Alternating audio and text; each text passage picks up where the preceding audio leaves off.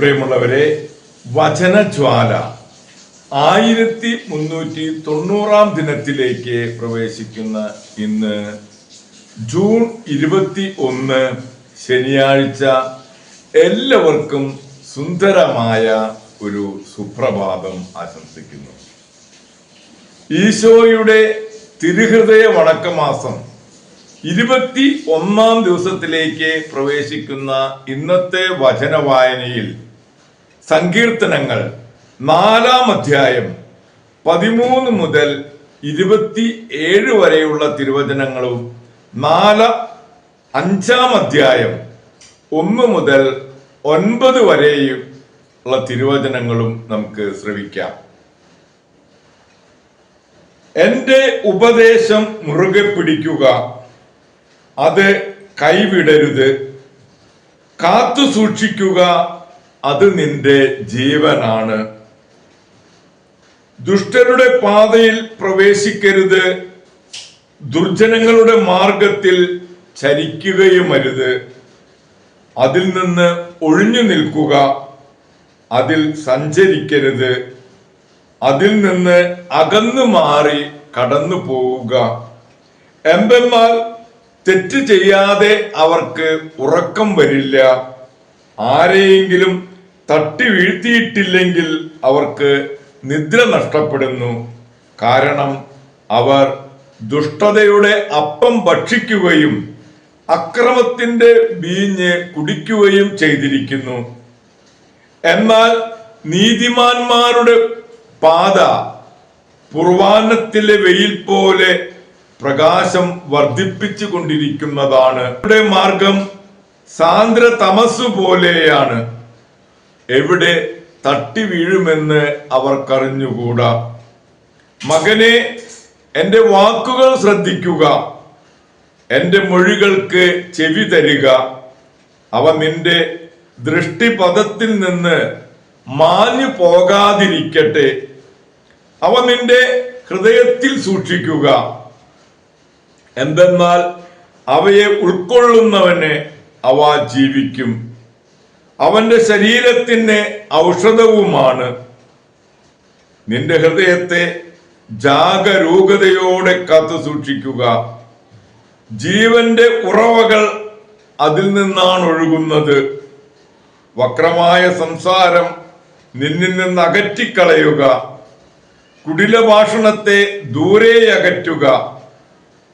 നിന്റെ ദൃഷ്ടി അവക്രമായിരിക്കട്ടെ, നിന്റെ നോട്ടം മുൻപോട്ട് മാത്രമായിരിക്കട്ടെ. നീ നടക്കുന്ന വഴികൾ ഉത്തമമെന്ന് ഉറപ്പിക്കുക. അപ്പോൾ അവ സുരക്ഷിതമായിരിക്കും. വലത്തോട്ടോ ഇടത്തോട്ടോ വ്യതിചലിക്കരുത്. തിന്മയിൽ കാലൂന്നുകയും അരുത്. നമ്മൾ 5-ാം അധ്യായത്തിലേക്ക് പ്രവേശിക്കുന്നു. 1 മുതൽ 9 വരെയുള്ള തിരുവാക്യങ്ങൾ കൂടി നമുക്ക് ശ്രവിക്കാം. ദുശ്ചരിതയെ സൂക്ഷിക്കുക. മകനെ, എന്റെ ജ്ഞാനത്തിൽ ശ്രദ്ധ പതിക്കുകയും എന്റെ വാക്കുകൾക്ക് ചെവി കൊടുക്കുകയും ചെയ്യുക. അപ്പോൾ നീ വിവേചനാശക്തി കാത്തു സൂക്ഷിക്കുകയും നിന്റെ അധരം അറിവ് സംരക്ഷിക്കുകയും ചെയ്യും. ദുശ്ചരിതയായ സ്ത്രീ അവരുടെ അധരം തേൻ പൊഴിക്കുന്നു. അവളുടെ മൊഴികൾ തൈലത്തേക്കാൾ സ്നിഗ്ധമാണ്. എന്നാൽ ഒടുവിൽ അവൾ കാഞ്ഞിരം പോലെ കയ്പുള്ളവരും ഇരുതലവാൾമൂലെ മൂർച്ചയുള്ളവളുമായി തീരും. അവളുടെ പാദങ്ങൾ മരണത്തിലേക്കിറങ്ങുന്നു. അവളുടെ കാലടികൾ പാതാളത്തിലേക്കുള്ള മാർഗത്തിലാണ്.